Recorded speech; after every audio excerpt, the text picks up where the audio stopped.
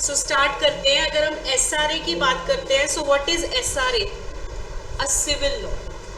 ठीक है, अगर हम सिविल लॉ की बात करते हैं, सो दैट मीन्स अगर हम सिविल केस की बात करते हैं, दो पार्टीज होती है, ठीक है, plaintiff and defendant. Civil law का मेजर चंक हम कहाँ पढ़ते हैं? सीपीसी, ठीक है, torts is a civil law.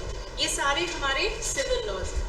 जब हम प्लेंटिफ डिफेंडेंट की बात करते हैं, जब सीपीसी में आपका ऑर्डर आता है या जजमेंट आती है, तो उसको हम डिफरेंट वे से देखते हैं। जब यहाँ आता है उसको हम बोलते हैं ऑर्डर ऑफ कोर्ट।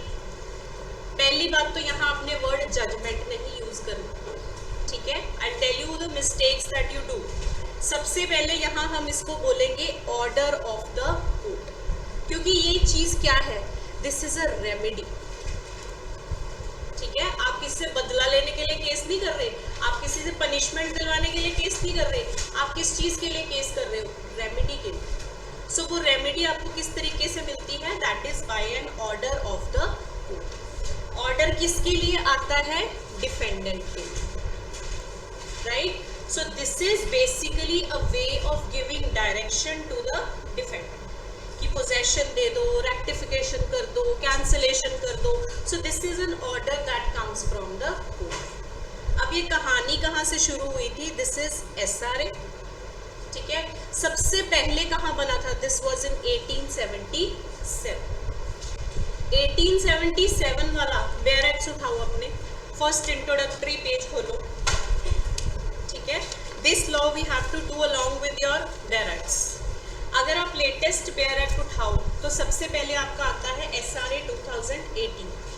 अब 2018 आने से पहले हम पहले वाला देखेंगे, right. So if you move to your introduction part, first page of introduction, so यहाँ पे क्लियरली लिखा हुआ है कि ये रेमेडी कहाँ से आई है? This has come from the equity courts of England, ठीक है। इंग्लैंड में आपकी जो इक्विटी कोर्ट्स थी, वहां से ये हमने रेमेडी ली है। अगर एग्जैक्टली आपको एमसीक्यू में लिखना पड़ जाए, so this is from the New York civil code. यहां से हमने लिए हैं इसके प्रिंसिपल्स इक्विटी कोड से, ठीक है। इक्विटी कोड से हमने क्या लिए हैं? इसके प्रिंसिपल्स, जो हम कहते हैं ना, come with clean hands, you should also do equity, ये सारे हमने लिए हैं फ्रॉम इक्विटी कोड्स। बट जो 1877 का लॉ बना था, वो किससे बना था? That was from New York civil, ठीक है। So this is how our law was made. अब जो एसआरए 1877 है, हम वो तो नहीं पढ़ते, ठीक है। क्यों नहीं पढ़ते? बिकॉज उसको हमने कंप्लीटली क्या कर दिया है? Repeal, right. उसको रिपील करके हमारे पास कौन सा लॉ आया था? 1963।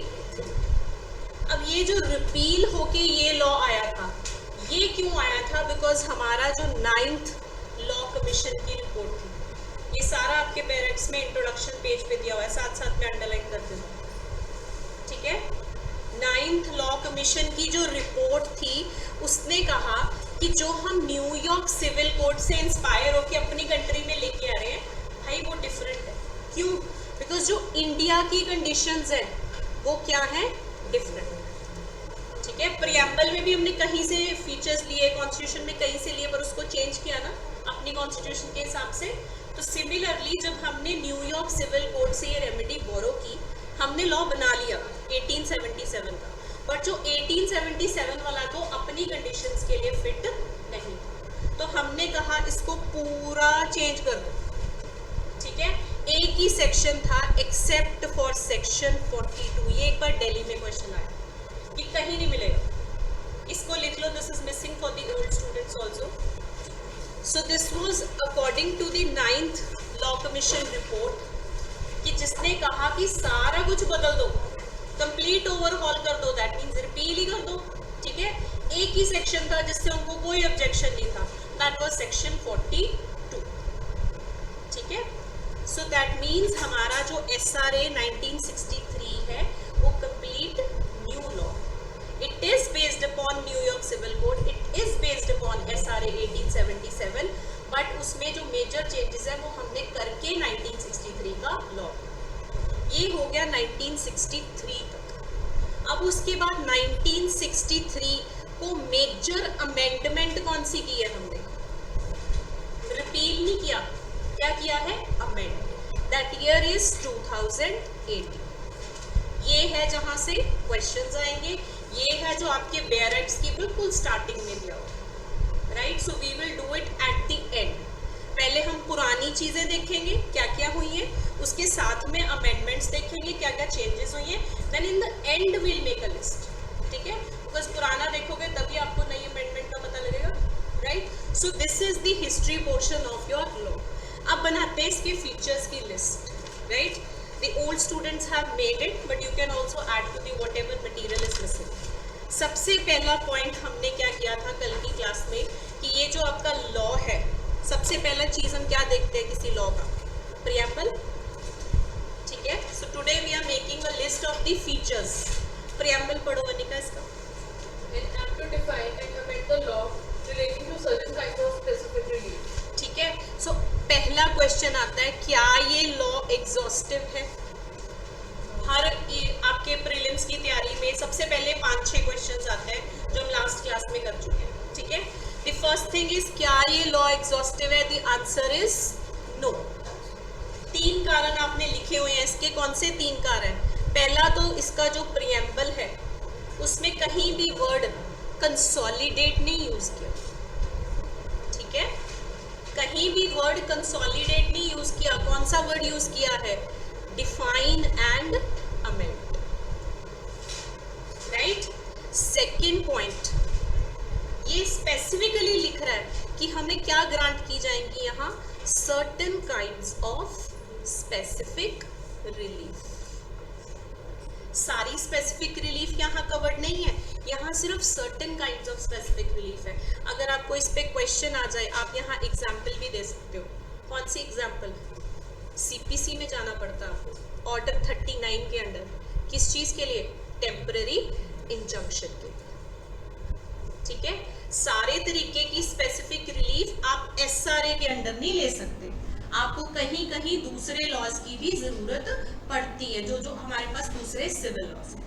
अदर देन दैट ऑल्सो हमारी कोर्ट्स क्या कर सकती हैं? हमें कोई भी और स्पेसिफिक रिलीफ ग्रांट कर सकते हैं। जैसे आज ही हमारी न्यूज में आया, बार काउंसिल वाला पड़ा, स्टाइपेंड्स वाला, right? So these are all the moves that are made by our courts, our committees, our commissions for the benefit. हालांकि उसमें भी एक चीज थोड़ी उन्होंने रखी है, उन्होंने कहा है कि ये 3 साल के लिए होगा पहले तो, ठीक है? 15 के एंड 20 के साथ में उन्होंने लिख दिया कि अगर कोई वकील अपने फाइनेंशियल कंस्ट्रेंट्स की वजह से नहीं दे सकता तो उसको हम एक्सक्लूड भी कर सकते हैं। तो हेयर लाइज दी एडवोकेसी पॉइंट, ठीक है? अब कई वकील इसमें कहेंगे कि हम नहीं दे सकते, हालांकि ये मैंडेटरी हो जाना चाहिए था, but this is a guideline which is a recommendation which is not mandatory, ठीक है? सो ये थोड़ा थोड़ा हर लॉ के कुछ फ्लॉज होते हैं, कुछ चीजों के फ्लॉज होते हैं। इस लॉ के भी बहुत सारे फ्लॉज हैं, will come to that later on. तीसरा पॉइंट आता है, सबसे पहला preamble, second certain kinds of specific relief, then is section 2 sub clause E. Section 2 sub clause ई क्या कहता है? अगर मैं यहाँ वर्ड कॉन्ट्रैक्ट यूज कर रही हूँ बट यहाँ तो डिफाइंड नहीं है ना, तो हम कहाँ से ढूंढेंगे उसकी definition? Indian contract act. So that means this law is not exhaustive. So this is our first topic. Second, ये रिलीफ क्या है? इक्विटेबल रिलीफ, ठीक है? इक्विटेबल रिलीफ कहाँ से आई है? इक्विटी कोर्ट से, राइट? अब यहाँ एक और इम्पोर्टेंट पॉइंट, ये रिलीफ आपको मिलेगी कब? That is very important. अगर हम कह रहे हैं कि हमें स्पेसिफिक रिलीफ चाहिए, तो स्पेसिफिक रिलीफ तब मिलेगी अगर आपका सिविल राइट अफेक्ट हुआ, ठीक है? स्पेसिफिक रिलीफ किस केस में मिलेगी? सिर्फ तब मिलेगी अगर आपका सिविल राइट जो है वो अफेक्ट हुआ है। अब यहाँ अगर आप पेपर में लिखते हो, आपने इसको लिखना है, this should be read with section 4, ठीक है? This should be read with section 4 लिख के हम बेयर एक्ट से पढ़ते हैं। एक बार सेक्शन 4 क्या कहता है, Vanika read. Section 4. Specific relief to be granted only for enforcing individual civil rights and not for enforcing penal laws.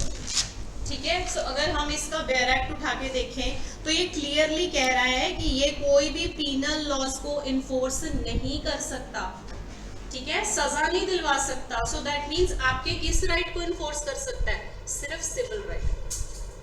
अब इतना सौखा अपना सिस्टम तो है नहीं, इतने इजी क्वेश्चंस भी नहीं आते, ठीक है।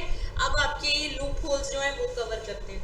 There would be a case जिसमें सिविल और क्रिमिनल इंटरसेक्ट कर रहे हो, ठीक है। ऐसा तो नहीं हम कह सकते ना clearly case of civil right है या क्लियरली ये क्राइम है, होते हैं ऐसे cases, but there would be some cases, कुछ ऐसा टॉपिक के आप एग्जांपल दे सकते हो जो आप सिविल में भी पढ़ते हो और आप क्रिमिनल में भी पढ़ते हो। डेफेमेशन, ठीक है। सो डेफेमेशन की एग्जांपल से इस पॉइंट को समझते हैं। Let's say this is a person, इसकी डेफेमेशन हुई है, ठीक है। डेफेमेशन सिविल में भी आती है और डेफेमेशन क्रिमिनल में भी आती है।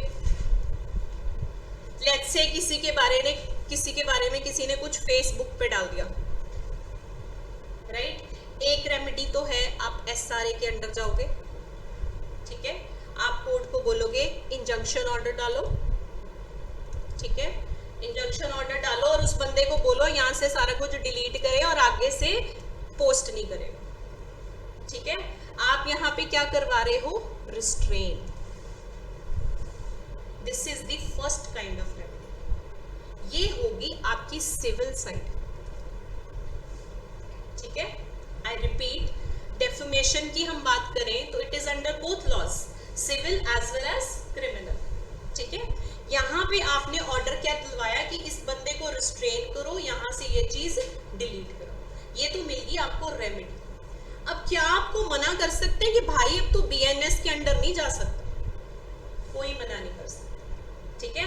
बिकॉज यहाँ पे अगर आप डेफेमेशन को लेके क्रिमिनल कंप्लेंट डालना चाहते हो then you can also file a criminal complaint.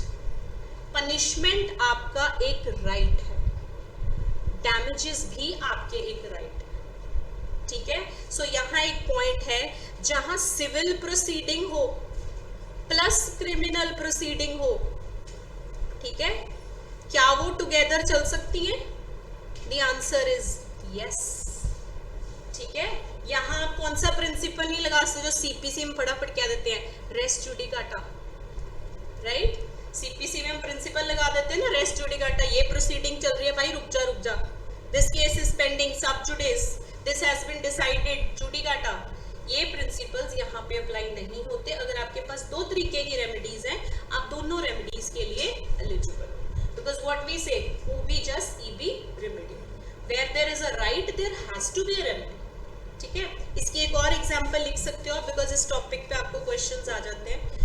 Let's say A है, ठीक है, उसने B की प्रॉपर्टी पे, A ने B की प्रॉपर्टी पे न्यूसेंस कॉज कर दी, ठीक है। अब ये सिविल में भी आ सकता है, अगर ये क्रिमिनल ट्रेसपास बन जाए तो ये BNS में भी आ सकता है, राइट। अब यहाँ पे आपके ये क्या चीज हो जाती है? इंसिडेंटल। इंसिडेंटल मीन्स चल एक सिविल चीज रही थी बट साथ में से एक क्रिमिनल चीज भी निकल आई, राइट। सिविल केस आप फाइल कर सकते हो, बिल्कुल कर सकते हो, यहाँ आप इंजंक्शन के ऑर्डर्स ले सकते हो। सिमिलरली अगर आप BNS में जाके क्रिमिनल ट्रेसपास की कंप्लेंट करना चाहो, क्या आप कर सकते हो? The answer is yes. Paper में ऐसे भी क्वेश्चंस आ सकते हैं जहां सिविल और क्रिमिनल ओवरलैप करें। This is why I have given you this example. आपने ये दिमाग में लेके चलना है, वहां ये नहीं कह देना SRA ये है तो दूसरा भाई तुझे को ये रेमेडी नहीं मिलेगी, right, because SRA is an additional remedy, वो स्पेसिफिकली नहीं है, वो आपके लिए एडिशनल रेमेडी बनाएगी, ठीक है। Will do this in detail once we come to your section 4। अब नेक्स्ट पॉइंट पे आते हैं, क्या ये राइट इन रेम है या राइट इन पर्सोनम है? ये हमने किया हुआ है, ठीक है। So next point is this is right in personam. ये आपको पूरी दुनिया के लिए राइट नहीं क्रिएट कर देता, this is against that specific person. भाई तूने इंजंक्शन नहीं ऑर्डर्स फॉलो करने हैं, तूने ये नहीं करना, तूने कॉन्ट्रैक्ट को रिसाइन करना. सो this is how it is right in persona. Next point आता है, ये इंपॉर्टेंट है आपके लिए. This is an additional remedy. इसको पढ़ेंगे हम सेक्शन 3 के साथ. यहाँ पे लिख लो, this has to be read with section 3. Read करेंगे सेक्शन 3 क्या कहता है.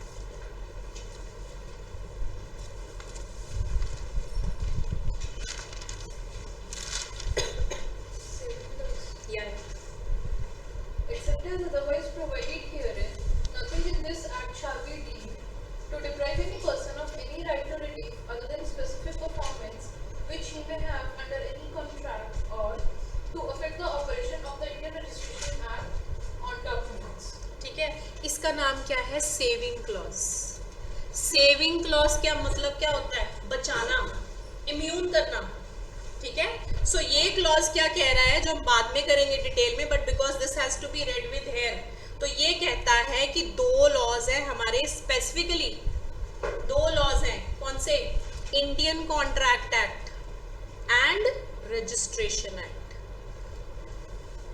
इन पे ये कोई भी रिस्ट्रिक्शन नहीं लगा सकता. अगर आपको कोई रेमेडी कॉन्ट्रैक्ट में मिल रही है, आपको मिलेगी, ये एडिशनल ले लो. ठीक है, आपको कोई रेमेडी रजिस्ट्रेशन के अंडर आपका कोई राइट क्रिएट हो रहा है, ठीक है, आपने रजिस्टर कराई, विल, कंपल्सरी, ऑप्शनल, ये सारा पढ़ते हो ना, तो भी आपको राइट मिलेगा. अब ये तो 2 लॉज है जो यहाँ मेंशन किए गए हैं. ठीक है, यहाँ स्पेसिफिकली क्या क्या मेंशन किया गया है, Indian contract act and registration act. सारे सिविल लॉज को दिमाग में रखो तो हमारे पास सीपीसी भी है. ठीक है, जिसके बारे में स्पेसिफिकली यहाँ नहीं लिखा गया सेविंग क्लॉज में, बट आप उसको एग्जाम्पल लेके चलो. Let's say this is A. Example से बेटर समझ आता है. ठीक है, ए क्या है, टेनेंट है, राइट. बी क्या है, ओनर है, राइट. यहां पे A has been dispossessed, right. A has been dispossessed by B. तो हम कहां जाएंगे, सबसे पहले हमारे क्या दिमाग में आएगा, एसआरए. ठीक है, एसआरए का कौन सा सेक्शन है, जिसने पहले लॉ पढ़ा उसको पता होता है, सेक्शन 6, राइट. सेक्शन 6 इस चीज की हमें रेमेडी देता है. हमने पढ़ा ना उसमें, recovery of possession of property, चाहे मूवेबल है चाहे इमूवेबल है, राइट. सो यहाँ पे आपको अंडर सेक्शन 6 इस चीज की रेमेडी अवेलेबल है. ये तो कह रहा है एसआरए, बट आप एडिशनल रेमेडी के लिए कहाँ जा सकते हो, सीपीसी. ठीक है, सो यहाँ पे कोई भी लॉ बार नहीं करता. जस्टिस करना है, इंसाफ करना है, चाहे सिविल में बन रहा है सिविल में जाएगा, क्रिमिनल में बन रहा है क्रिमिनल में जाएगा, सीपीसी में बन रहा है सीपीसी में भी जाके अवेल कर सकते हो. So this law is basically an additional remedy. जहां भी आप इसका आंसर लिखोगे ब्रैकेट में लिख दिया करना ऊबी just EB remedy. That means हमें तो हमारा राइट है, हमें तो चाहिए बाय हुक और by crook, right. So this is the next point. अब आते हैं जो हमने कल चार्ट भी बनाया था. जनरल टर्म्स में क्या होता है, let's say this is A, this is B. ठीक है, केसेस कैसे आते हैं आपके पास, इन दोनों में क्या था, कॉन्ट्रैक्ट. सबसे पहले एसआरए के केसेस कॉन्ट्रैक्ट के रिलेटेड ही आते हैं, अगर हम पेपर उठा के देखें. ठीक है, यहां इसने क्या कर दिया, breach. This is what we did yesterday. तो आपके पास क्या ऑप्शंस होती हैं, जनरली हमारे पास 2 ऑप्शंस होंगी, राइट. ब्रीच हो गया, सबसे पहले हम क्या मांगेंगे, पैसे पैसे. ठीक है, इंडियन कॉन्ट्रैक्ट एक्ट हमें प्रोविजन देता है कि हम डैमेजेस या कॉम्पनसेशन मांग सकते हैं. ठीक है, कौन से सेक्शंस में मांग सकते हैं, 73 to 75. क्लियर, ये तो हो गया सौखा तरीका, हम कहीं पैसे मोड़े आए, काम खत्म कर, मेरा कॉम्पनसेशन दे. दूसरा होता है तुझे ये करना ही पड़ेगा. What is that remedy, that is specific performance.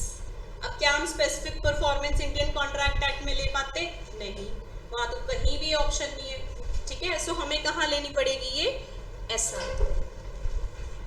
अब कुछ चीजें थी जो कॉन्ट्रैक्ट्स में नहीं थी, that is why we needed SRA. अगर हम कॉन्ट्रैक्ट्स उठा के देखें तो कॉन्ट्रैक्ट्स किस किस चीज को कवर करता है, पहले तो वो कॉन्ट्रैक्ट्स को ही कवर करे. ठीक है, उसमें आपको क्या रेमेडी दी गई है, कॉम्पनसेशन. फिर हमने कॉन्ट्रैक्ट्स में एक और टॉपिक पढ़ा था, क्वाज़ी कॉन्ट्रैक्ट्स, ठीक है। क्वाज़ी कॉन्ट्रैक्ट्स में जो आपको कॉम्पनसेशन मिलती है उसको हम क्या कहते हैं, quantum merit, right. So basically Indian contract act in दोनों केसेस में आपको सिर्फ पैसा ही दिलवा सकता है, ठीक है। अगले बंदे से स्पेसिफिक परफॉर्मेंस नहीं करवा सकता, इंजंक्शन ऑर्डर्स नहीं करवा सकता। So that is why this additional remedy has been given to अस।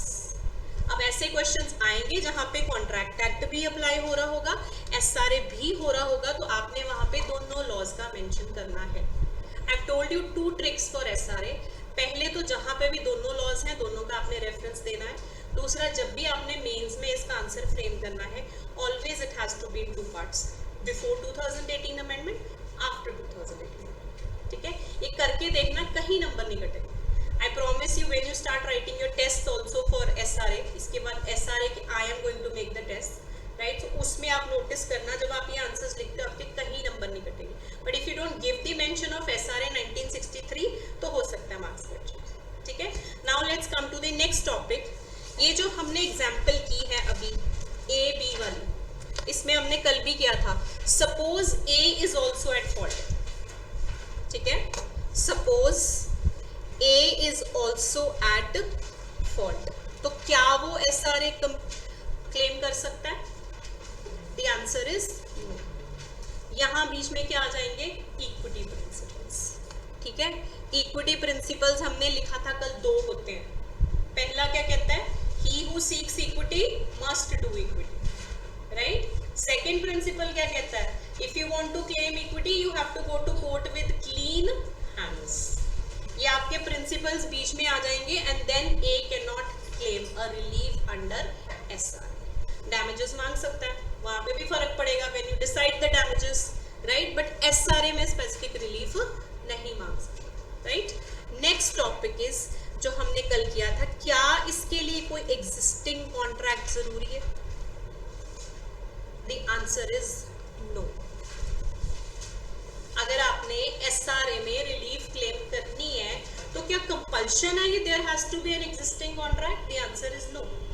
अगर तो कॉन्ट्रैक्ट है तो भी आपको एसआरए का क्लेम मिलता है, अगर अदरवाइज है तब भी मिलता है। कैसे? Examples like declaratory decree. मैं बोलूं ये चीज मेरी है, उसमें कोई केस नहीं है, कोई कॉन्ट्रैक्ट नहीं था, but you want to get it declared, you want to get your right declared, तो वहां पे कॉन्ट्रैक्ट का कोई रोल नहीं। So contract is one portion of your syllabus, we have many things without contract, right. अब आते हैं next topic. फिर ये इक्विटेबल रिलीफ्स हैं कौन कौन से? हम कह रहे हैं एसआरए में हमें मिल रही है इक्विटेबल रिलीफ, तो हमारी इक्विटेबल रिलीफ 3 तरीके की है जो हमारे सिलेबस में है जुडिशरी के, राइट। First is compensation. ये सारे इक्विटेबल रिलीफ की हेडिंग में क्यों डाल रही हूँ, बिकॉज ये सारे प्रिंसिपल्स ऑफ इक्विटी से आए, ठीक है। सारे इक्विटी कोड का तरीका था कि पैसे दे दो या स्पेसिफिक रिलीफ कर दो, ठीक है। ये क्राइम वगैरह को अलग छोड़ दो।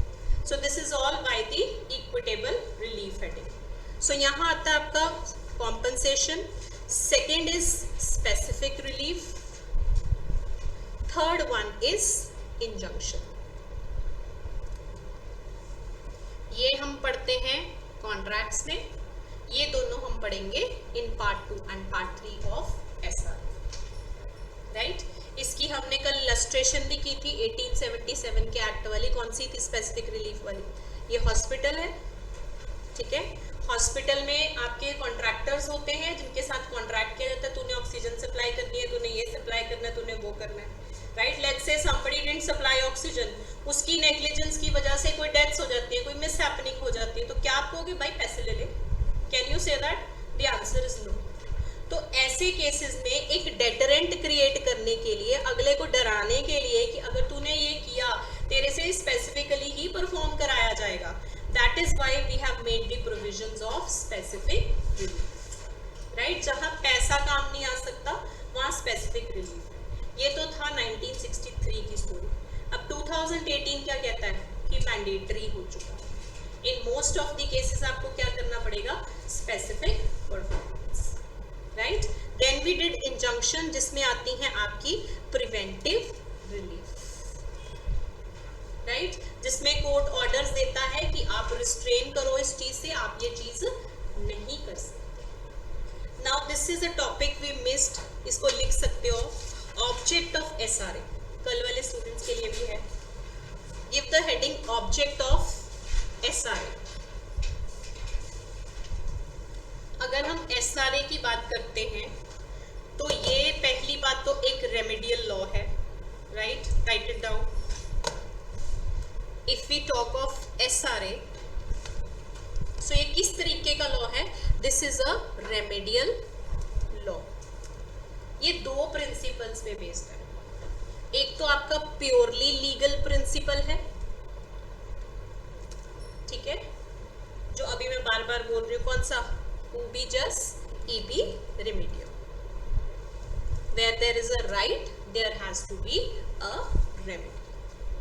so अगर हम कहते हैं इस लॉ को somewhat procedural and somewhat substantive, ठीक है, so that means इसमें कुछ rights and duties भी enumerate किए गए हैं ना अंडर 6 and 10, राइट। कुछ राइट्स एंड ड्यूटीज को भी इन्यूमरेट किया गया है, plus legal devices to implement them, that is reliefs भी मेंशन किए गए, ठीक है। दैट मीन्स आपका राइट भी डिफाइन किया गया है। Specific performance is mandatory now under section 10, वो आपका हक है, ठीक है। 6 and 10 में कुछ हक भी दिए गए हैं, उनके लिए फिर रेमेडी भी दी गई है, that is giving this acclamation that ubi jus ibi remedium, right. दूसरा प्रिंसिपल है प्रिंसिपल ऑफ जूरिस्प्रूडेंस। जूरिस्प्रूडेंस सबने पढ़ी होगी, बड़ा बोरिंग सब्जेक्ट है जब हम लॉ करते हैं, ठीक है। I used to hate it to the core, but जब आप पेपर लिखते हो ना जुडिशरी का, मैं आपको बता दूं, जहाँ जहाँ आप मैगजीन्स यूज करते हो, जहाँ जहाँ आप जूरिस्प्रूडेंस का रेफरेंस देते हो, बड़ा खुशी मिलती है टीचर्स को, पेपर चेक करते हो ना, बड़ी तसल्ली सी मिलती है कि बड़ा मेहनती है। I don't know why, but these subjects they go with you till the end. जैसे मैथ्स है ना, जिंदगी भर छोड़ता नहीं पीछा, चाहे अच्छा लगे चाहे ना लगे। सो आपको ये चीज़ें थोड़ी थोड़ी लर्न करनी चाहिए। If there are some principles of jurisprudence that you can write in your answer, please try and write. कोई मैगजीम आपको याद रहता है, please try and write. Right? औखे होते हैं याद रखना, it's very difficult to learn Latin maxims, है ना, लॉ समझ आ जाए यही बहुत है, but please try. So jurisprudence का principle है, लिखो, justice should not only be done, justice should not only be done, comma, justice should also be seen to be done. Justice should not only be done, comma, justice should also be seen to be done. ठीक है, सो ये है हमारा object of SR. अब हमने कल एक और टॉपिक किया था कि क्या ये लॉ सब्सटैंटिव है या ये प्रोसीजर। ये है मेन पंगे की जड़। अगर आप बुक्स उठा के देखो, कई बुक्स इसको प्योरली प्रोसीजरल कह देगी, कई बुक्स में ये सब्सटैंटिव होगा। पुरानी टेस्ट सीरीज उठा के देखोगे तो ये प्रोसीजरल टिक किया होगा। Now let me tell you, कल किसी का डाउट भी आया था, दैट रिमाइंड्स मी, अगर आपको एमसीक्यू में ऑप्शंस में बोथ आया हुआ है, ठीक है, तो आपने बोथ टिक करना है। अगर एमसीक्यू में ऑप्शन में बोथ नहीं है तो आपने प्रोसीजरल टिक करना है। क्या कारण है इसका? पुराने क्वेश्चन पेपर्स, ठीक है। At times there might be a question that can come from your पुराने क्वेश्चन पेपर्स, तो उसकी अगर सीरीज बनती है तो उसकी आंसर की के हिसाब से ये प्रोसीजरल में फॉल करेगा, ठीक है। सो if you get in option both तो आपने बोथ टिक करना है, नहीं तो आपने प्रोसीजरल टिक करना है। ये किसी ने थैंकफुली पूछ लिया तो मैंने बता दिया, अदरवाइज मैंने आपको क्लास में क्या करवाया हुआ है, बिकॉज इट इज बोथ, ठीक है। बट आप ये अपनी भावना आधुनिक स्टील लिमिटेड एंड ऑल कहाँ एक्सप्रेस कर सकते हो? मेंस में। प्रीलिम्स में तो आपकी गेम खत्म होगी ना अगर आप कहीं कंफ्यूज हो गए, right. So in prelims this is the smart work that you have to do. First look for the options. क्यों? बिकॉज जो आपका आधुनिक वाला केस हमने कल लिखा था, आधुनिक स्टील लिमिटेड, उसमें सुप्रीम कोर्ट ने इस लॉ को क्या बोला है? प्रोसीजर। ठीक है. So this is called sorry, as procedural law as per the Adhunik Steel Limited and as per 2018 amendment. हम इसको substantive क्यों कहते हैं? Because section 6 and 10 में कुछ rights बनाए गए. So if you are answering, you have to do this smart work, right? Mains में आ जाए, mains में इतने सौखे question थोड़ी आएंगे, but this is just for your reference. ऐसे questions आपको हमेशा ही prelims में target किए जाते हैं, right? फिर हमारा syllabus कहाँ से कहाँ तक है? हाँ जी, कल हमने start किया था 1877 से लेके कहाँ तक है? कहाँ तक की जर्नी है हमारी? 1877 till रिव्यू पिटिशन. ठीक है, 1877 में पुराना कानून बना, उसको 1963 में हमने पूरा नया कानून ले आए, 1964 में उसकी चेंजेस की. बेयर एक्ट उठाओ, उसके इंट्रोडक्टरी पेज में लास्ट पे लिखा हुआ है ओपन योर बेयर एक्ट. सब बेयर एक्ट स्टार्ट करते हैं. लिस्ट ऑफ अमेंडिंग एक्ट्स खोलो, उसको पढ़ो. First page of your bare act. Read Vanika. The repealing and amending act of 1964, the repealing and amending act of 1974, the specific relief amendment act 2018, Jammu and Kashmir reorganization act 2019. ठीक है, सो ये हैं जो हमारी amendments हैं major जिसको हमने cover करना है. अब यहाँ पे इसके साथ डेट्स भी दी गई हैं विद इफेक्ट फ्रॉम. ये हैं जहाँ से क्वेश्चंस बनेंगे. ठीक है, 2018 की अमेंडमेंट पे क्वेश्चन बना तो अगर 1 अक्टूबर 2018 से पहले का है तो वो रेट्रोस्पेक्टिव इफेक्ट है. 1 अक्टूबर 2018 के बाद का है तो वो प्रोस्पेक्टिव इफेक्ट है जो हमने कल किया था. प्लस योर रेडीज जजमेंट, ये जो लैंडमार्क जजमेंट हमने पढ़ी है अभी आपकी SRA में, right? So whenever you do you have to learn these dates also. These dates are very important for you. ठीक है, so this is our journey for the syllabus and this was the introduction to your subject. अब अगर आपकी permission हो, let's start with your definition clause.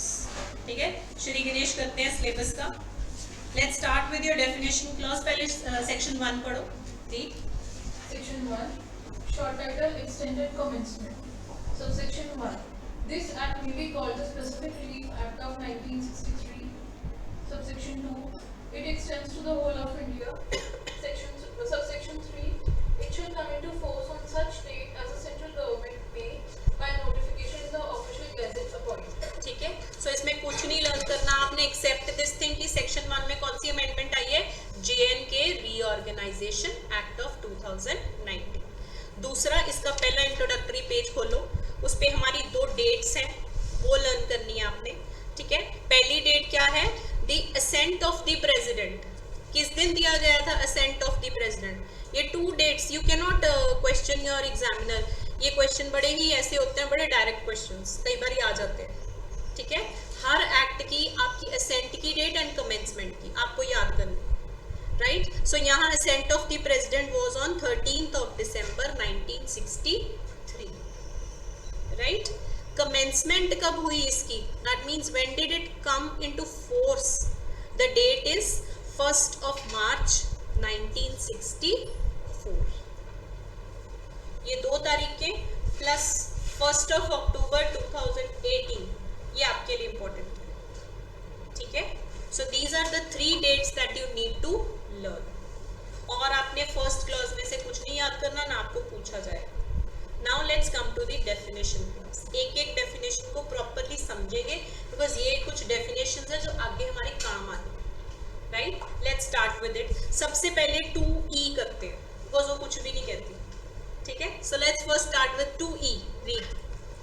2E, all other words and expressions used herein but not defined and defined in the Indian Contract Act of 1872 have the meaning respectively assigned to them in that time. So that means जो कुछ यहाँ पे नहीं defined है, अगर मैं कहूँ contract तो उसकी डेफिनेशन के लिए मुझे section 2 sub clause H of Indian contract act ही जाना पड़ेगा because this law is not exhaustive. इसमें मात्र आपकी 4-5 डेफिनेशंस हैं. राइट। कॉन्ट्रैक्ट उठा के देखो तो कितनी सारी डेफिनेशंस हैं। All the basic definitions related to the contract are covered only under the Indian contract act. So यहाँ हम कौन सी डेफिनेशंस पढ़ रहे हैं, पहले चार्ट बनाते हैं। सबसे पहले तो हम पढ़ेंगे ऑब्लिगेशन क्या होता है, ठीक है। सबसे पहली डेफिनेशन है हमारी कि ऑब्लिगेशन क्या होता है। सेकंड डेफिनेशन है हमारी कि सेटलमेंट क्या होता है। इसको ध्यान से समझना है, हर जगह सेटलमेंट वर्ड आएगा, ठीक है। फर्क पता होना चाहिए, इंस्ट्रूमेंट क्या होता है, सेटलमेंट क्या होता है, ये सारा पता होना चाहिए। Then is the point number C, जो बताता है ट्रस्ट क्या होता है, ठीक है। अब यहाँ उन्होंने लिख दिया ट्रस्ट वो है जो section 3 of Indian trust act है। यहाँ पर आपको पता होना चाहिए section 3 of Indian trust act कहता क्या है और क्वेश्चन कैसे आएगा, इसलिए आपको एग्जाम्पल भी करनी है इसकी, ठीक है। नेक्स्ट आपका डी क्लॉज क्या कहता है, ट्रस्टी क्या होगा, ठीक है, क्योंकि पंगा और केस कहाँ से आएगा, ट्रस्टी से, राइट। सो उसको तो डिफाइन करेंगे ही हम। ये दो चीजें, ये चार चीजें वो थी जो कॉन्ट्रैक्ट एक्ट में डिफाइन नहीं थी, but they are related to contracts, so that is why these have been defined under this law that is called as SRA. सबसे पहली डेफिनेशन उठाओ, that is 2A obligation, सबसे इजी, रीड करो क्या कहती है। 2A obligation includes every duty enforceable by law, ठीक है, वेरी इजी। ऑब्लिगेशन का मतलब है कोई भी ऐसी ड्यूटी जो कि क्या है, enforceable by law। That means अगर वो चीज नहीं होती, आप कहाँ जा सकते हो, बोलोगे चल भाई तेरे को कोर्ट में देखूंगा, ठीक है। रेमेडी के लिए कहाँ जाओगे, कोर्ट में। Because let's take an example, there was a lifeguard standing around a swimming pool, ठीक है। कोई बंदा डूब रहा है, लाइफगार्ड उसको बचाता नहीं है, वो मुंह साइड कर लेता, भाई चाय का टाइम है, उस पर एक्शन आएगा, बिल्कुल आएगा, बिकॉज उसकी वो लीगल ड्यूटी है।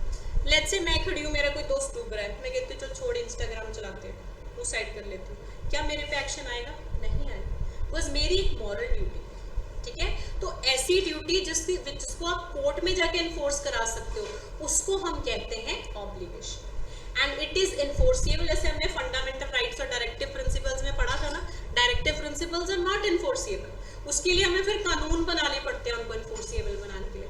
बट जब आप फंडामेंटल राइट्स की बात करते हो, दे आर इन्फोर्सिबल। अभी आपकी इक्वालिटी ब्रीच हुई, आप जाके रिट फाइल कर दो, right. So that is a remedy which is available. अब करते हैं बड़े आराम से, दैट इज 2B, जो कि सबसे इंपॉर्टेंट डेफिनेशन है, दैट इज सेटलमेंट।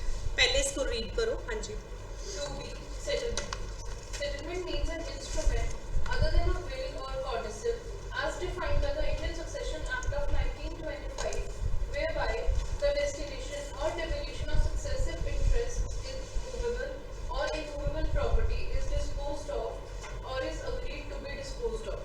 सबसे पहले इस डेफिनेशन को चार्ट की फॉर्म में लिखते हैं, because this is India, rectification has to be there.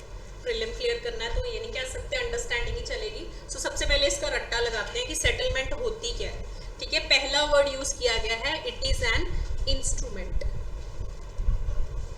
Right.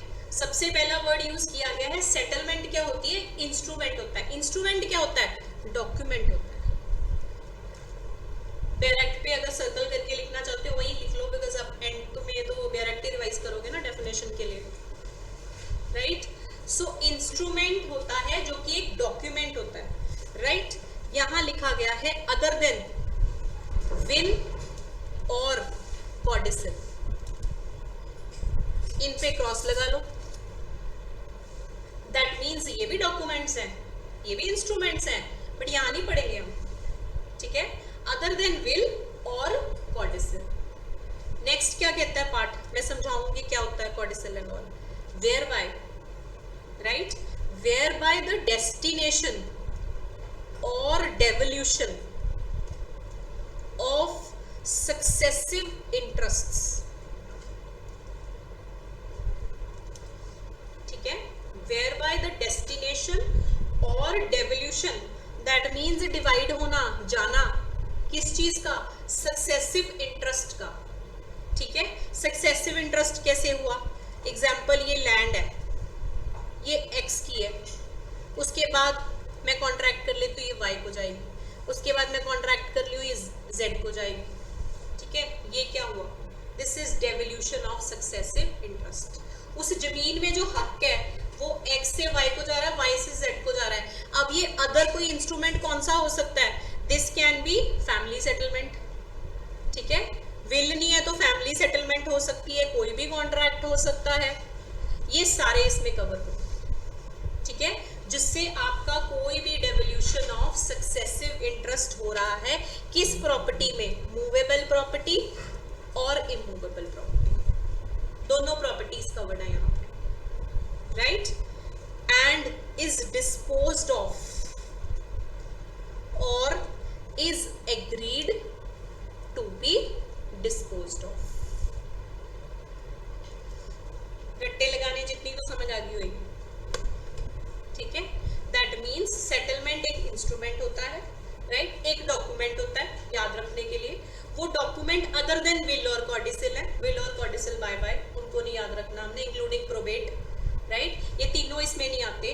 Where by आप क्या चीज कर रहे हो, डेवोल्यूशन ऑफ सक्सेसिव इंटरेस्ट, जो सक्सेसिव इंटरेस्ट जाना है उसको आप डिसाइड करते हो, उसमें लिखते हो, that is called as a settlement, ठीक है। अब कुछ चीजें जो डायरेक्ट में नहीं है वो हम लिखते हैं इसके बारे में। ये तो था यहाँ तक इसकी definition. I have come across many students जिनको कॉर्डिसल नहीं पता होता, जिनको प्रोबेट नहीं पता होता, तो कोई शर्म वाली बात नहीं है, नहीं पता तो नासी अभी पता लग जाएगा, ठीक है। So let's write it down कि विल, कॉर्डिसल और प्रोबेट क्यों मना है यहाँ से। पहले तो ये बताओ, आपने टीपीए कर लिया, टीपीए में पढ़ा था आपने ये विल, कॉर्डिसल, प्रोबेट, ये हिंदू लॉ में पढ़ा था,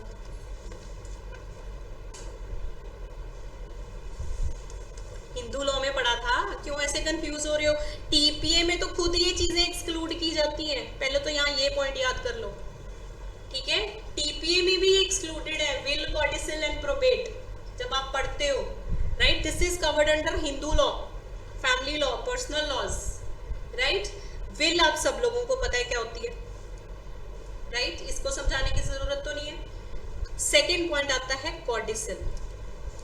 कॉर्डिसल क्या होता है, लेट्स से, पहले तो मैं बता दूं ये किस हिसाब से है, this is according to Indian succession act, right, Indian succession act 1925, वो डील करता है इनसे, and your Hindu law, personal laws, Muslim law, हमने यहाँ नहीं पढ़ने, ठीक है। होते ये भी सेटलमेंट्स हैं, भाई इस बेटे को जाएगी, इसको इतनी जाएगी, उसको उतनी जाएगी, बट यहाँ नहीं पढ़ने, राइट, पर पता होने चाहिए ये क्या है।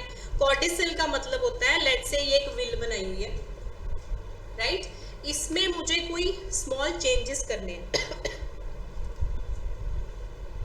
इस विल में मुझे कोई स्मॉल चेंजेस करने हैं, तो इसमें मैं एक डॉक्यूमेंट लगाती हूँ जिसको हम कहते हैं कॉर्डिसल। सो कॉर्डिसल किससे डील करता है, अमेंडमेंट से।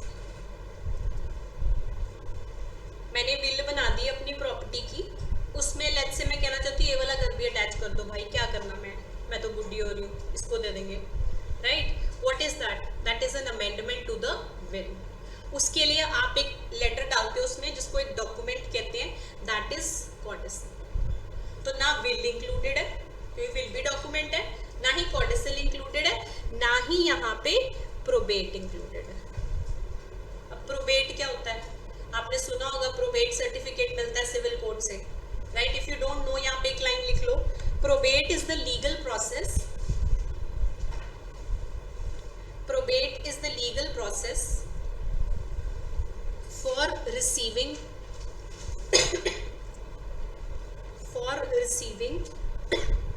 the assets of a deceased person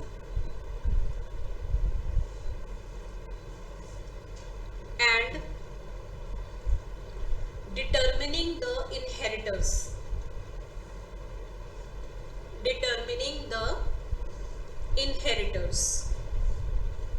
full stop. This checks the authenticity. This checks the authenticity of will.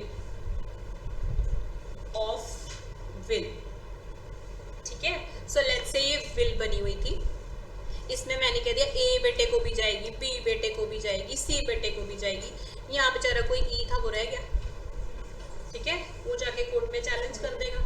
तो जब प्रॉपर्टी डिवॉल्व होती है उससे पहले हमें कोर्ट से, सिविल कोर्ट से क्या मिलता है, प्रोबेट सर्टिफिकेट, ठीक है। प्रोबेट सर्टिफिकेट कंफर्म कर देता है कि सब कुछ जेन्युइन है, ठीक है, and there is no objection. So probate certificate is the confirmation that जो सारा कुछ हुआ है ये जेन्युइन है, and this is the last will declared. That means ये अब भाई साहब की लास्ट विल है, इसके बाद ये अलाउ नहीं करेंगे, हम इसी को इम्प्लीमेंट कर रहे हैं। तो वो करने से पहले आपको कोर्ट से क्या मिलता है, प्रोबेट सर्टिफिकेट, ठीक है। सो ये तीनों भी डॉक्यूमेंट्स हैं, इन तीनों के तरफ से भी आपके राइट्स डिवॉल्व हो रहे हैं, but we will not cover this. उसके अलावा कोई भी सेटलमेंट होती है जिससे आपके राइट्स आगे जा रहे हैं सक्सेसिवली, उनको हम कवर करेंगे अंडर SRA, राइट। इसके बाद आता है आपका ट्रस्ट। ट्रस्ट की डेफिनेशन पढ़ेंगे, क्या होती है trust. Trust. Trust has the same meaning as in Section 3 of the Indian Trust Act 1882 and includes an obligation in the nature of a trust within the meaning of Chapter 9 of the Act. So trustee भी read करो साथ में, what is trustee. Trustee includes every person holding property in trust. Right, पहले इसको example के through समझते हैं किस तरीके के क्वेश्चंस आते हैं, क्यों हम ट्रस्ट पढ़ रहे हैं। पहले तो अगर हम ट्रस्ट की बात करें, लेट्स से ये ए भाई साहब है, राइट, ये है बी। ए ने अपनी प्रॉपर्टी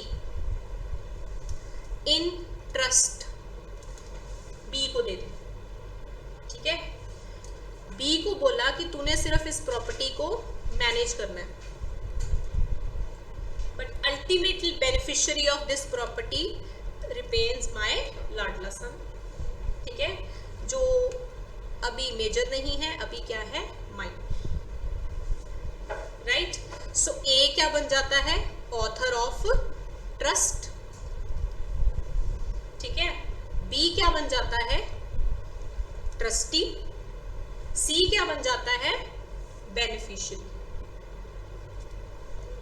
ये दोनों हम कल डिटेल में करेंगे, this is just for explaining you so that आपको भी कल पता हो, right. Every definition has to be done in detail, I will give you the notes also trust के, राइट। सो यहाँ पे ये रिलेशनशिप क्रिएट हो जाता है बिकॉज आपने प्रॉपर्टी आगे दी। This is one way of question. Second way of question is example, यहाँ ये Z है,